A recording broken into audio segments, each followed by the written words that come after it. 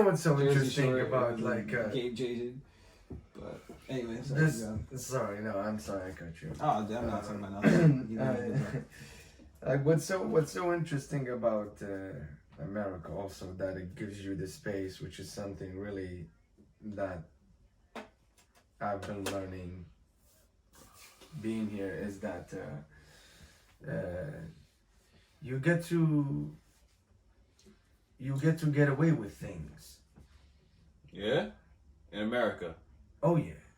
What kind of things? Theater, for example. You know, you get to talk in America. You get to talk about whatever you want to talk about and get away with it. Like you don't feel you feel like if you were trying to do the same dance piece, like for instance, I'm grateful to say that I dance in Project Tag, which is, if you can explain what that is real fast, because you're talking about theater, so yeah. Project Tag is a dance theater company that stands for labelism, and within the aspect of labelism, we speak about politics, religion, and war. And throughout these three topics, we branch out into different subjects that connects to one of these matters. This is your company. Yes. And where do you have these conversations? Through lived experience. Yeah, but like where what I'm saying, like where what's the platform? Dance theater. Oh, okay. Yeah. So how are you, like, how have you transitioned now, like, into the post, like, Rona world? Like, how are you still doing shows, or? We just performed that, 3 days ago, four.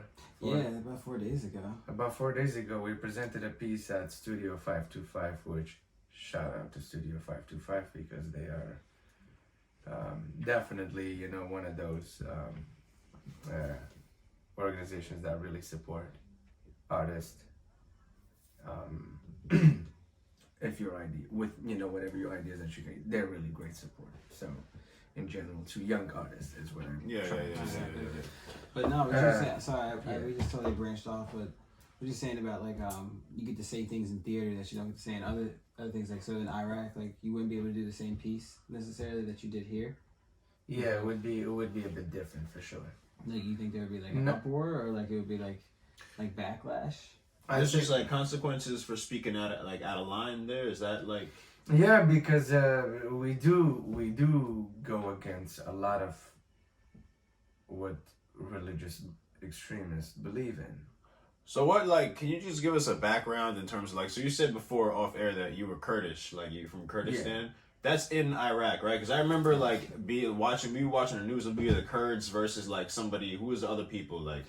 My mother is Arab from Baghdad, and my father is from Erbil, the capital of Kurdistan. But back home, by law, we go on our father. So wherever your father's from, that's where you're from. Oh, okay. Kurdish. So you're like that's what they say.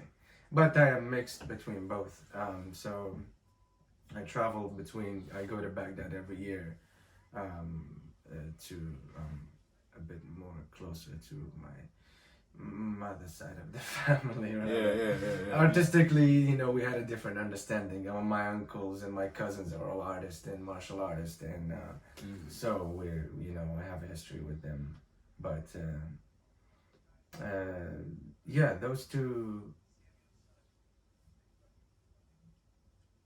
Where were we? Sorry. I definitely got drifted off.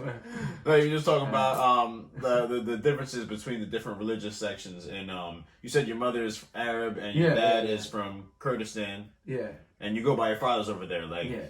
So that's what you're considered, but actually you're mixed. Yeah. But is there conflict between those groups, or? Oh my God, yes, man. They've been killing each other for years. And when America came up in there, what role did they play, like, in that conflict? Like, I'm just interested. Well, it's very interesting because Kurdistan right now is well known across the world. And that was a great shift for Kurdistan for it to be independent. That's the important thing, I guess, for Kurdistan. That was really beneficial despite the death and ISIS, and though Iraqi war Kurdish people were allies to Americans, so Mm. my town became their base. My father, as a general, so he was with them as well, led them actually along the way because he used to be with Saddam Hussein as well. So your father actually worked with Saddam Hussein? That's Yeah, pretty as sick. a Like right hand man. no, not that close. He was a commander in chief. Commander in chief. Or yeah, he's a general. But he knew Saddam. Oh yeah. Oh, yeah. Did you meet him? No, I met the other presidents. Oh wow, that's crazy. That's really And cool. yeah, so your dad were like was like how was Saddam Hussein? Like was Saddam Hussein like a Some people loved him, yeah. and most people hated him. But once he was gone, most people missed him. Really? Yeah, Okay. that's why the conflict started. You know, within. We called it the curse within. That's back home. We have a thing for it. Yeah. So yeah. And how was your experience in Iraq growing up? Like, what was your life like? Like, you know what I'm saying? Tell us a little Like, background. because like we like again we really don't know. Like all we Yeah. know is like what you hear in the news, and it's like, bro, honestly, like It's me not coming up, I didn't give a appreciated. shit about like foreign policy. Like when I was a kid, like I was trying to watch the next game. I was trying to watch Dragon Ball Z. Like so, and now you get older, like you kind of wish you cared about it a little more because now it's interesting. So like it's really cool to get a perspective of someone from like Iraq. Yeah, the other So side. I'm just curious, like, what was your life like over there? Like, because they make it seem like it wasn't all a war zone. There has to be Yeah. like Chill some spot. yeah. Oh chill. my God, no man! Listen, we had Amazing. so much fun. It's incredible. Yeah.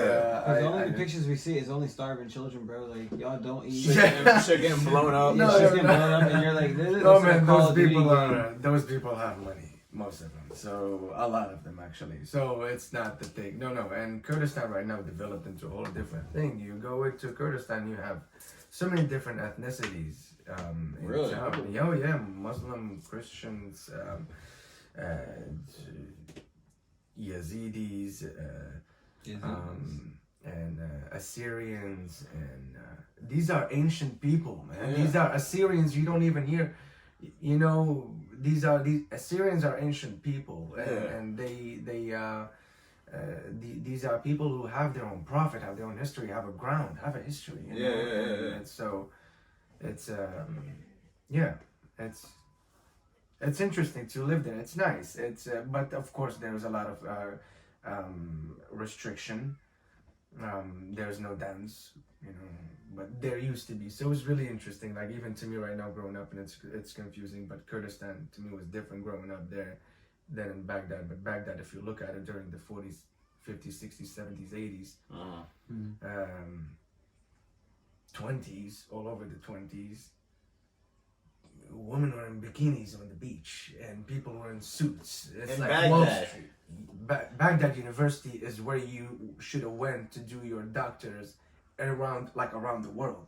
It was like a hot spot. Like you knew Yes. you went there. So it was like it was like a liberated Yeah. city. Oh like. my God! Yes. It was a yeah. It's city of so gold. See, I did interesting. not know this about Baghdad. I figured women were walking around in burqas in Baghdad. Well, All it day. changed to that. Oh wow! Actually, because due to communism and Communism shifted that. yes, That's crazy. my great grandfather ruled Iraq. Your great grandfather ruled Iraq. Yeah, King Faisal II. So you're a descendant of an Iraqi king. That's what my mom says. That's royal blood. When did he like? What time did he rule Iraq? 19, I believe. I have to double check from Google, but actually, that's a good question. Let's check because I forgot. It's like even 38 to 40, I believe, but King Faisal. Iraqi king. That's the right. second. Oh, there you go. Malik Faisal. His birthday is May 2nd, 1935 to July 14th. He reigned from 1939 to 1958. Ah, there you go. Oh, a smooth 19-year run. Yeah. But he was killed at age 23, was assassinated, him and his family, and in the backyard of the same castle that Saddam Hussein eventually took over.